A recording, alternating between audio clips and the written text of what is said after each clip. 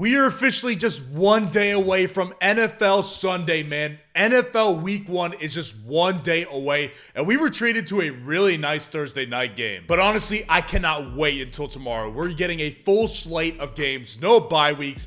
It is football time, baby. I cannot wait for us to be out there watching some football. So today what we need to do is we need to go over every single matchup, write down the list, and find out who the must-start and must-sit running backs are in Week 1 fantasy football. So when we get into the list right here and we start going down the matchups, what you'll notice on the table right here is that I have a list of players in order, and the order that they're in is in accordance with my rankings, aside from the guys who you're sitting. The start guys, they're in accordance with my rankings. The flex guys, they're in accordance with my rankings. So this first matchup right here, great example for this. The Bengals at the Browns right here, it's going to be a great matchup. I think there's going to be a lot of running in this game. Nick Chubb, Joe Mixon, they're both must-start guys. Nick Chubb, he's fantastic. He didn't show any signs of slowing down last year. I don't anticipate him slowing down this year, to be honest with you.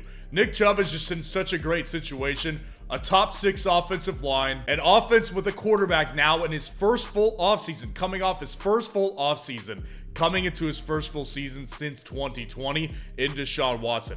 I think this offense is going to be better as a whole, and now Nick Chubb has no Kareem Hunt to deal with. So I think he's going to handle the majority of a lot of touches in this backfield. He could definitely be a 25 to 30 touch guy in particular weeks. And then Joe Mixon is also a great start here as well. This is a no-brainer. I've gotten a lot of questions about Joe Mixon actually this week, so I'm glad that we're doing this video so I can tell you guys, confidently start Joe Mixon. If you look at his depth chart, there's nobody there who's going to challenge him. Literally nobody. Samaje Perine, the guy who took snaps from him in the Super Bowl and last year, he's gone. They've got nobody behind Joe Mixon. He's in an explosive offense. Joe Burrow coming back after missing a long time. I think this team's going to be run heavy this week, and I actually think that Mixon has a pretty high ceiling this week. And in flex territory, you're talking about nobody. I don't have any confidence in either backup running back to take legitimate touches, so you're going to sit everybody else in this matchup. Now, moving down the list right here, we've got our next matchup as the Texans at Ravens here. And the only guy I'm truly confident in starting this week is J.K. Dobbins. I think he's going to get a lot of great work, and I think it's going to be a very efficient week for him. We're talking about the Texans defense that was dead last in rushing yards allowed last year. This defense is going to be improved as the season goes on because of D'Amico Ryans, but week 1 is not going to be their week. I think this team jumps out to an early lead, and the game script goes right into J.K. Dobbins' favor very early on. Now, Dameon Pierce is a guy that I've been really high on all offseason. For those of you who've been watching this channel for a while, you probably understand this. So you may be wondering why Dameon Pierce isn't an absolute must start. I don't feel this way about Dameon Pierce this week. The matchup is really, really bad. Like I said, I expect the Ravens to get out to an early lead and to keep that lead. So I expect this team to have to play catch up a lot, and that's going to put Dameon Pierce in a bad spot. Now, if flex territory, he's a higher end flex option, right? Like I could definitely see myself starting a guy like Dameon Pierce over somebody like a Courtland Sutton, right? I could definitely see myself starting a guy like that over Courtland Sutton. So I don't love the matchup here. I don't love Dameon Pierce in week 1, but I definitely will be starting him in some leagues, depending on what my bench looks like. And then obviously, you're going to sit guys like Devin Singletary and Gus Edwards. We just don't know what the workload is going to be for those guys. I think Gus Edwards could be interesting, but I'm not playing Gus Edwards for sure. Now, Buccaneers at Vikings is our next matchup right here. And we've got Alexander Mattison as a clear must-start guy. Alexander Mattison, I've actually got a lot of questions about him this week as well. Alexander Mattison, do not worry about this one, guys. He is going to handle 20-plus touches in this game. The Vikings backfield, there is nobody behind Alexander Mattison that has really shown much of anything. I know Ty Chandler got a little bit of offseason hype from the dynasty community, but Ty Chandler is really not going to take significant touches away from Alexander Mattison. Expect him to get 20-plus touches in a game where they're going to trounce the Buccaneers, and they're probably going to get up to an early lead, which again favors Alexander Mattison. Flex territory, a mid to lower end flex is going to be Rachaad White, obviously because I think he's going to lead the backfield. And he's also in a game script that's going to favor him as well. This is a game script that will favor Rachaad White because his strength as a player is the pass catching. He's really not that great of a runner. He averaged less than 4 yards per carry last year, but he was a very good pass catcher last year. So I actually do think that Rachaad White's saving grace in this game is that they're going to be down. And if you're in a full PPR league, I could definitely see the upside here and you wanting to take an opportunity to start a guy like Rachaad White. I'm not going to start him over guys like Mike Evans. I would rather start Mike Evans than Rachaad White personally. And then the guys you're going to sit, all the backups right now. Sean Tucker, I understand he's starting to gain some hype a little bit since this team is in a situation where he made the team and he looks like he's going to be the running back too. I think later on down the line, we could see some involvement for a guy like Sean Tucker. It's not going to be right now, though. I don't think we're going to be ready to put him in our starting lineups. And then obviously Ty Chandler, Myles Gaskin, you go ahead and sit those guys. So moving on to our next matchup here, I've got the Panthers taking on the Falcons in Atlanta right here. Obviously, you're going to start Bijan Robinson. Bijan Robinson is a clear start guy. And I understand that, like, there's going to be some people out there who are going to argue with me about Bijan Robinson's workload this week. I'm ready for it. Bring it on. If you've got issues with Bijan, let me know in the comments and we'll have some back and forth dialogue. Short story here, he was a top 10 pick in the NFL draft this year. The Falcons would look like complete morons if they did not feature him in this backfield right out of the gate. And you can look at a guy like Jahmyr Gibbs on Thursday night, who definitely did not lead the backfield in touches in Detroit. But what I would argue to you is that Detroit signed David Montgomery to an $18 million deal with over half of that money guaranteed. The money trail is there. The money trail is not there in Atlanta. They've got Tyler Algier on a rookie deal, and they've got an older Cordarrelle Patterson. Bijan Robinson is going to be the majority of this backfield as far as the workload goes. And then in flex territory, Miles Sanders is a higher-end flex. Definitely wrestled with him in start territory. I ended up going with him in flex territory because I don't feel comfortable starting him because of how bad their offensive line looked in the preseason. I've got major concerns about their offensive line, and I did not have those before the preseason started. So Miles Sanders has fallen down in my rankings a little bit, but with that said, he's going to be the clear workhorse back in this offense. You definitely go ahead and start a guy like Miles Sanders. And Tyler Algier, very low-end starter. If you're in a deeper league and you want to take the shot on maybe him getting 12 to 15 touches in this game, I understand the reality that you may be in a deep league and you may need to really reach for the stars on somebody. I think Tyler Algier could be that guy, but I don't really think he's going to do too much. And then obviously you sit Chuba Hubbard, and I'm not ready to start Cordarrelle Patterson. Really, this is a best ball type of guy for me. I would rather draft Cordarrelle Patterson in best ball, and that's exactly what I did this offseason, is I drafted a lot of Cordarrelle Patterson in best ball because I don't want to have to make the start-sit decision every single week with a guy like Cordarrelle Patterson on my roster, but I would definitely sit him this week for sure. Now moving on to our next matchup, I've got the Cardinals taking on the Commanders in Washington this week. Honestly, this might seem a little weird. You're looking at the screen right now. It says start nobody. I don't feel confident in any of these guys. Brian Robinson in flex territory, he's a higher to mid-end flex for me. And I understand, I've gotten comments in my videos this week asking me why Brian Robinson was not in my top 30 running backs.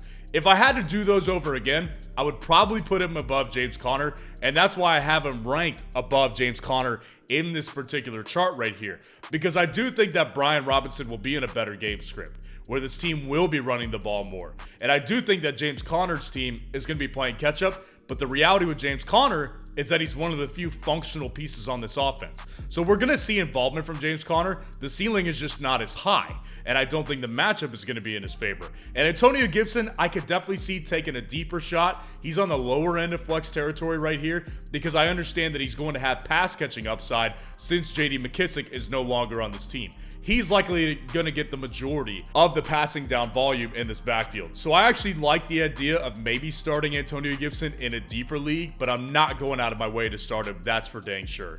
Now, everybody else, you're going to sit here. I don't even need to spend time and wasting time on this one. It's a really bad matchup offensively, in my opinion. Now, moving down to our next matchup, I've got the Jaguars taking on the Colts in Indianapolis here. So you're going to go ahead and start Travis Kelce. He's one of my favorite starts of the entire week. I absolutely love starting Travis Kelce this week in fantasy football. I think the matchup is going to be perfect for Travis Etienne. Indianapolis Colts defense, they're nothing special. And also, I predicted this all week. I think Jacksonville is going to get up early, and they're going to keep their foot on the Indianapolis Colts neck the entire time. And I think that's exactly where Travis Etienne gets in and has 20 plus touches in this game. I think Travis Etienne's going to have a great season overall, and I absolutely think it starts in week 1. Flex territory, you're looking at Deion Jackson, who is a guy that, again, if he's a mid-end flex type of guy. I could definitely see someone wanting to take the shot because he's going to be a starting running back. So theoretically, the volume should be there, right? I will say to the people who plan on starting Deion Jackson this week, be careful with that.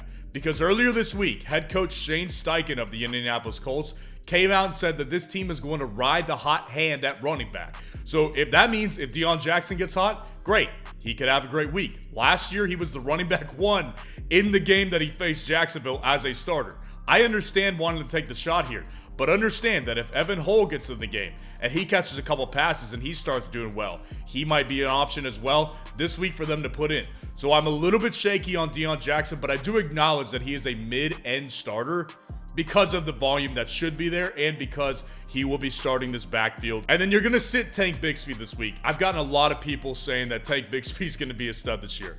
I'm not buying into it until I absolutely see it. So you're going to put Tank Bigsby on the bench, put Evan Hull on the bench, but I do think that in deeper leagues, Evan Hull could be a sneaky stash here because Zach Moss, you're also going to start him, but he's injured anyways. I think Evan Hull actually has some low-key upside for the next couple of weeks here. Now, moving on to our next matchup, I've got the 49ers taking on the Steelers in Pittsburgh right here. So right here, you're going to be starting guys like Christian McCaffrey and Najee Harris in this matchup. Christian McCaffrey, obviously, you never sit Christian McCaffrey. I don't care what the matchup is. He's bust-proof. You're never going to sit. I mean, it's not that he never busts, but you're never going to put a guy like Christian McCaffrey on your bench.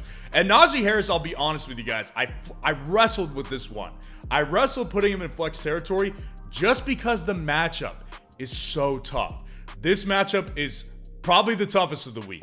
The 49ers defense is a really, really tough team, and Najee Harris is built for short yardage situations and volume. So even if Najee has like a week where he has 19 carries, I think this is probably going to be like a 40 or 50 yard week for Najee Harris overall. And then factoring in that Jaylen Warren probably is going to see more touches this year, Najee's ceiling is not that high this week, but I do think that he's going to get the volume. And of course, the more volume you get at running back, you need to play those types of guys. Flex territory, nobody in here. I understand people may say Jaylen Warren. What about Jaylen Warren? We need to see it to believe it first. Look back to last year and see how many games he was really, really fantasy relevant. It wasn't very many. So if you want to take the shot on a guy like Jaylen Warren, be my guest, go right ahead. I am not going to advise my audience to do that though. It's too early on for us to predict that. Same thing with Elijah Mitchell here. Could definitely be relevant and have some flex-worthy qualities later on in the season. I just need to see it to believe it first. Now, moving down to our next matchup, I've got the Titans taking on the Saints in New Orleans here. Flex territory, I've got a couple guys. And Javonte, I wrestled with putting him in the start category.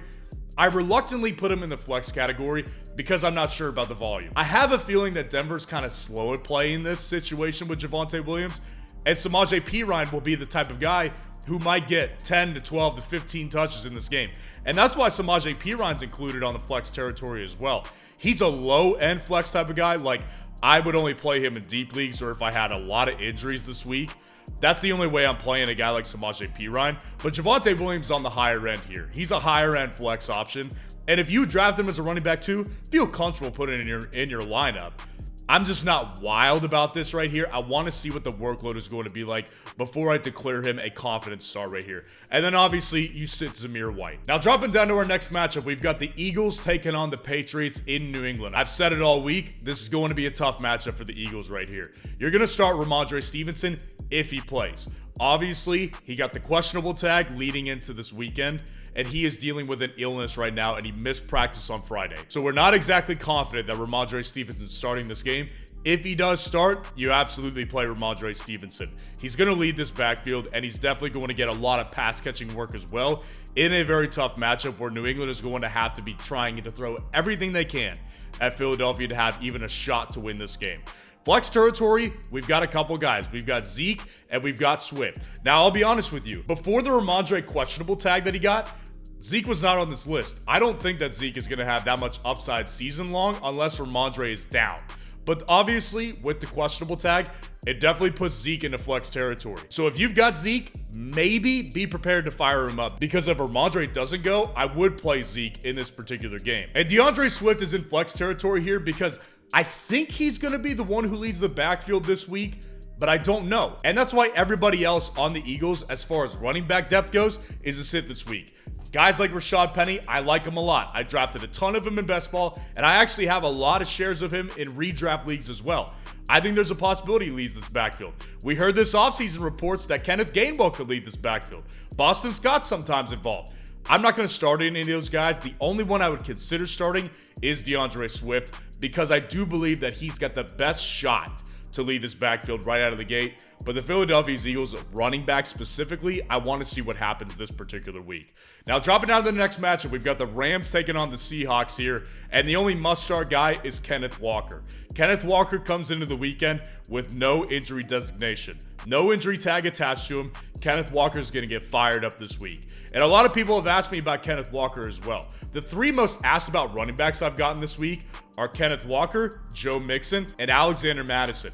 I say start all of those guys. Feel comfortable starting them, because the reality with this situation is the matchup against the Rams is going to be fantastic for Seattle. I think the Seattle Seahawks are going to curb stomp the Rams this weekend, and it's going to put this offense into a game script that favors a guy like Kenneth Walker. Flex territory, some may argue with me. I know there's a lot of Cam Akers truthers out there. I think he's a mid-end flex guy. This is such a bad matchup for him. The Seahawks defense is going to be tougher this year. And this is a situation where Cam Akers, to me, I think is going to have a lot of issues behind a bottom three offensive line. So I have no confidence at all starting Cam Akers. I do acknowledge that from a volume perspective, he's definitely in flex territory because he's going to lead the backfield. But I am not confidently telling you guys to start Cam Akers with any shred of confidence. You sit the rest of them. Zach Evans, you sit. Kyron Williams, you sit. Zach Charbonnet could be interesting. They obviously drafted him in the second round. It's going to be a situation where it's like Jaylen Warren, where I want to see what happens in this backfield and how the division of labor is going to be split up between those running backs. Now, the next matchup down here is going to be the Dolphins at Chargers right here. And obviously, Austin Eckler, same category as Christian McCaffrey. You don't sit Austin Eckler. That's an easy decision. Don't need to discuss it much. Flex territory, you're looking at Raheem Mostert. This is a guy who does have upside this week. The matchup is just so great that a guy like him is going to have upside. The problem I have with him is I don't know what the division of labor is going to look like in this backfield either. It's a similar backfield to Philadelphia. We don't know who's going to get the division of labor majority, because you've got a guy like Jeff Wilson on IR. The two active guys right now are Raheem Mostert and Devon Achane. I put Devon Achane in the sick category because he's coming off a shoulder injury, because he missed a couple of weeks during the preseason, and I'm not confident with what his workload will be. My gut is telling me that Raheem Mostert is going to lead the backfield in carries this week, but that could easily shift on a week-to-week basis. But I do think that this particular week, Raheem Mostert has the inside track to get the majority of the volume. And then obviously you sit the Los Angeles Chargers backup running backs, Josh Kelly and CJ Spiller. I don't know who possesses them. Those guys are just insurance backs. And then dropping down to our next matchup, we've got the Packers at the Bears. You're going to start Aaron Jones this week. I've also got some questions about Aaron Jones. Start Aaron Jones this week. He's not a high-end start for me, but he's definitely in my start category, because a guy like Aaron Jones, I think, is going to lead this backfield, and I think it's going to be a game script where they're going to throw the ball a lot, and I think Aaron Jones is going to get a lot of touches out of the backfield as a receiver. Jordan Love, not a super mobile guy. He's not immobile, but he's not super mobile, and I don't think he's going to be more than a game manager this week against the Bears. So I think Aaron Jones actually has a decent amount of upside this week. Obviously, it's uncertain how the division of labor is going to be in this backfield, and that's why A.J. Dillon is in flex category. He's in flex territory for me as a lower-end flex, just because we don't know what exact amount of volume he's going to get as a carry back. I would imagine he'll probably get anywhere between like 5 to 12 touches in this game, but I'm not really sure. But I do think that he definitely has some upside, especially at the goal line. I think they'll make it down there a couple of times. And then Khalil Herbert is a high-end flex guy. Like, I'm totally fine with people starting Khalil Herbert this week. I think this is going to be a situation where Khalil Herbert has kind of a coming out party in this game. I'm not predicting that it's exactly what's going to happen, but he definitely has a decent shot to do it because he looked really good in the preseason. He's super efficient. Look back to last year, how efficient he was. This guy is definitely going to be a legit running back on a team that is definitely going to prove offensively that they're going to be much better than they were last year. Sit Deonta Foreman, sit Roschon Johnson. Workload for those guys probably just not going to be there. Cowboys and Giants going down to the Sunday night matchup. We're going to start, obviously, Tony Pollard, Saquon Barkley. Neither of these guys have red flags. Prime of their career, both the clear lead back in their offense. What else is there to talk about? You fire up those guys, get ready to go. Nobody's in flex territory. You sit everybody else who's a running back in this matchup. Now going down to our last matchup of the week, Bills at Jets on Monday night. You start Dalvin Cook, you start James Cook. The Cook brothers, you could fire them up this week. I don't think either of them are high-end starters. Like, these guys are both on the lower end of starter territory because Dalvin Cook, coming off a shoulder injury on a brand new offense with a bad offensive line, probably will have his share of struggles against a defense like the Buffalo Bills. And James Cook, definitely going to struggle against the Jets defense as well. Doesn't have the size that his brother has to be a 3-down back. And the Bills also, their definition of a 3-down back is much different than a team like the New York Jets. James Cook's still going to be good. I think he has upside this week, but he's not exactly at the top of my list of must-start guys. But he definitely belongs in start category because he's the clear running back one in this offense. Flex territory, you've got Breece Hall. Breece Hall, if you want to take a shot, do it, but he's in the lower end category for me. He's coming into the week questionable. I think what I've seen is that he's going to play, but I do not really trust Breece Hall in this particular week. I think they're going to slow walk him back into the starting lineup, and this is not going to be his week right here. And then obviously you sit Damian Harris. I just don't think that he's going to have much upside at all for the entire season. And I've been really saying that all offseason long. So let me know in the comments what week one matchups you're struggling with in fantasy football, and I will go down and answer almost every single comment I can. And if you are looking for some trades to make before Sunday to maximize your fantasy football team, click on this video right here.